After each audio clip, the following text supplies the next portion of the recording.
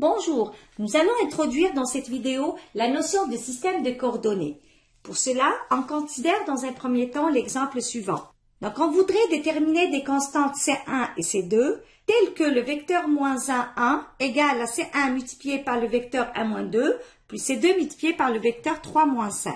Pour ceci, on aura à réécrire cette équation sous sa forme matricielle. On aura ainsi à considérer le système suivant.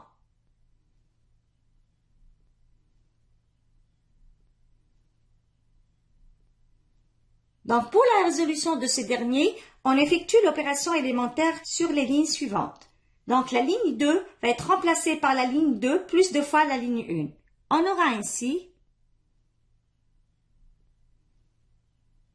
notons les deux systèmes respectivement par 1 et 2. On voit bien du système 2, C1 égale à 2 et C2 égale à -1. Donc, on a pu déterminer deux constantes telles qu'on a le vecteur -1, 1 égale à 2 fois le vecteur 1, 2, -1 multiplié par le vecteur 3, 5. Si l'on considère une base constituée des vecteurs 1, 2 et 3, 5, les constantes C1 et C2 étant égales respectivement à 2 et -1 sont les composantes ou bien les coordonnées du vecteur -1, 1 dans la base B qui est constituée des deux vecteurs 1, 2 et 3, 5. Généralisons ceci.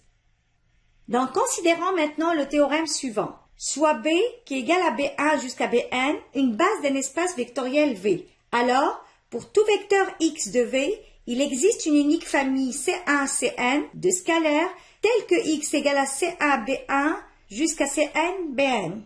Le vecteur C1 jusqu'à Cn est appelé le vecteur des composantes ou les coordonnées de x dans la base B. Il est noté x entre crochets B.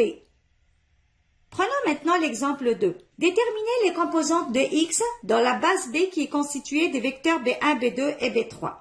Donc, en utilisant le théorème, on a l'écriture unique de x qui s'écrit comme étant C1, B1 plus C2, B2 plus C3, B3. Donc, il va falloir déterminer les valeurs de C1, C2 et C3. Cette équation peut être écrite sous forme matricielle suivante.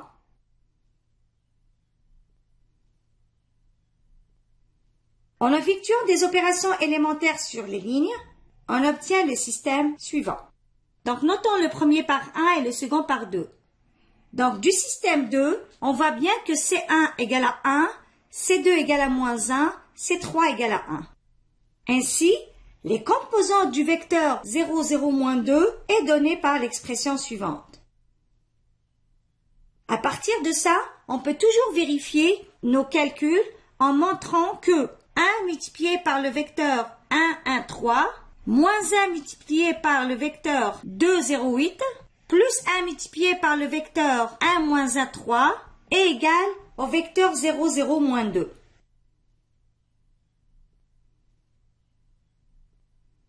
Donc, les composantes du vecteur 0, 0, -2 dans la base B est bel et bien le vecteur formé par 1, -1, 1.